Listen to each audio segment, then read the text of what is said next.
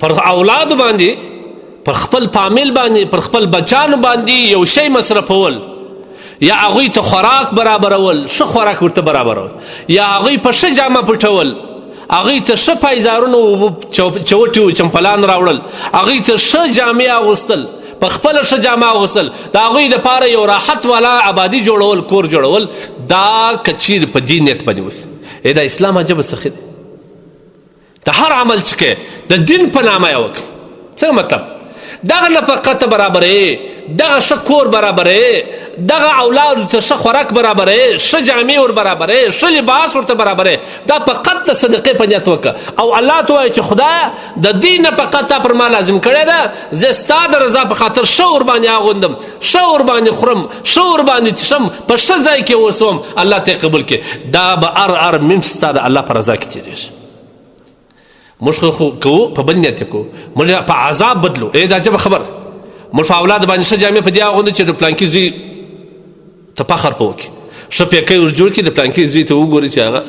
زما زوی خو نو دا رقم ښه جیباز کړي که ښه موټر کوو هم د فخر او افتخار دپاره کوو که ښه کور جوړوم د فخر او د افتخار دپاره جوړوم که ښه خوراک او څښاک کور ته راوړم د تفاخر دپاره راوړم او دا ګناه کبیره ده د هغه خوراک د هغه څښاک د هغه لباس تا په خپل ځان دپاره د ګناه ذریعه وګرځوه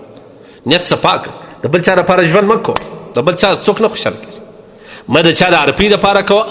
مه یو چا ته د خار رسول دپاره کوه مه یو چا د ځان ښکاره کول به خپل ځان دپاره خواست کوه د خپل ځان دپاره ژوند کوه ګورې دا واوره که چا ښه لباس واغوست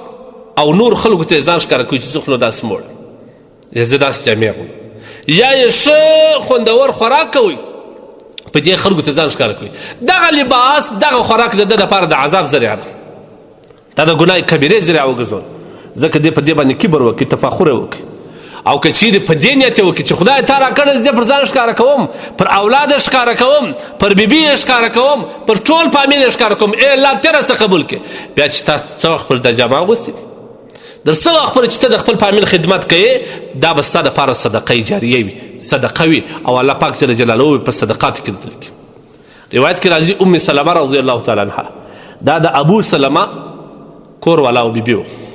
دوی په ژوند کې ډېر سره خوشحاله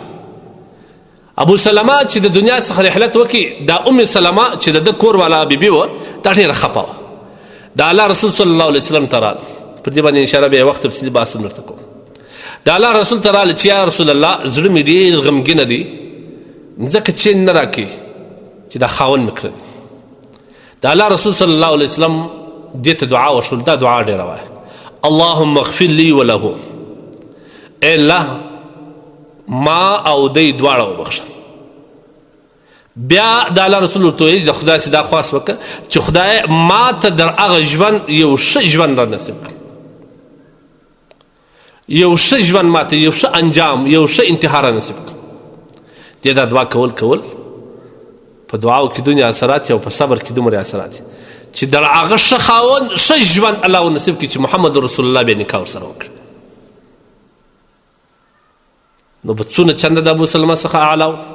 څونه به افضل و خو د الله نبي و آخر نبي و د ټولو انبیاو سردار و د هغې په نکاح کې راغله خیر په دې باندې بحث کوم چې د صبر څومره فایده وي خو دغه ام سلمه یو وخت نبي علیه الصلاة وسلام ته وایي چې یا رسول الله زما د ابو سلمه څخه اولاد سته ماشومان دي که زه پر هغوی باندې نفقه وکړم یا زه په هغوی باندې خپل مال مصرف کړم دوی ته خوراک او څښاک او جامې برابرې کړم الله به ماته اجر راکړي د الله رسول صلی الله علیه وسلم ورته وفرمیل چې الله تبارک وتعالی تا ته پر دې بېحد اجر درکړي ډېر زیات اجر درکړي نو معلومه خبره شوه چې پر خپل اولاد باندې خرڅول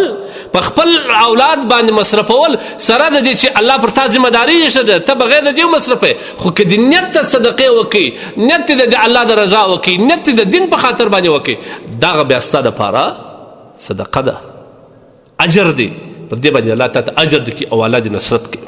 پر خپل اولاد باندې احسان مه اچوه دا بعض کسان نه ماښام راسي کور ته سترګې یو بل رقم راکښه دي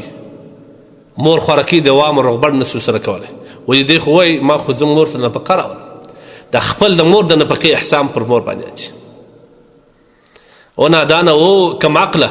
ته چې دومره ماشوم یې ستا مور تا ته نفقه درکول ستا د خندېدو دپاره بې هغې څه چې مونه کول احسان یې نه ده باندې اچوي فقط ستا د خندېدې دپاره دا ستا مور څه چې منع کول